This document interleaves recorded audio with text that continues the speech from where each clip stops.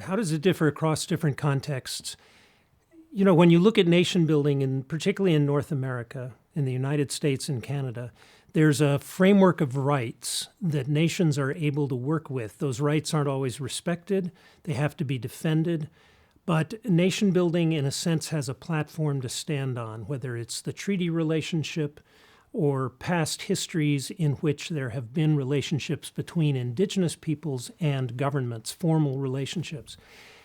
Nation building in that context kind of assumes, all right, we've got a relationship, a political relationship, and while you may disagree with our notion of tribal sovereignty or of an indigenous nation's right of self-determination, at least that's not new language for you. That's something that we have been working with, negotiating around for years.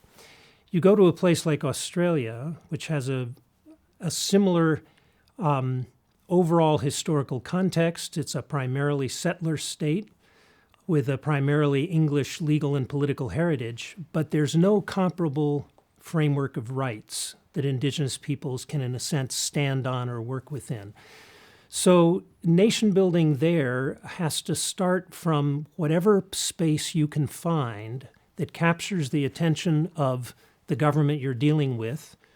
You have to be, in our experience at least, looking at nation building patterns there, that kind of difficult terrain, the lack of rights, the lack of standing, the fact that the federal government in Australia and most state governments don't want to deal with Indigenous peoples as political entities.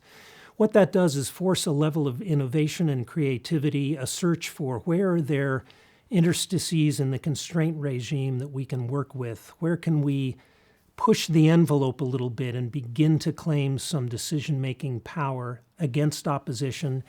I think in our experience there's a search for allies. Is there a level of government with whom we share a set of interests, perhaps a local government?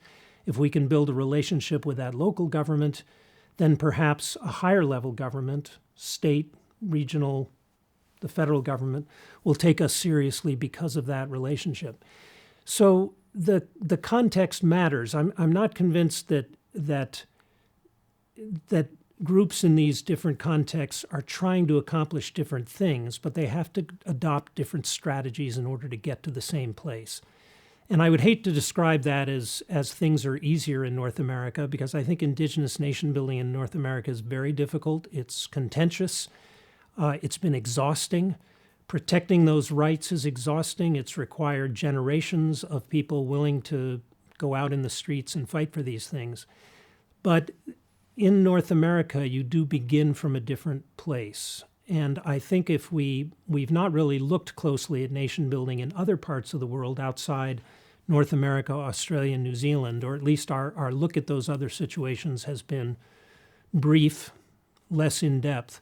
But I think in many ways the situation in Australia is much closer to what we would expect to find in other Indigenous situations. So my guess is that we're looking at a pretty distinctive nation-building experience in North America, and we shouldn't assume it'll be the same in other places.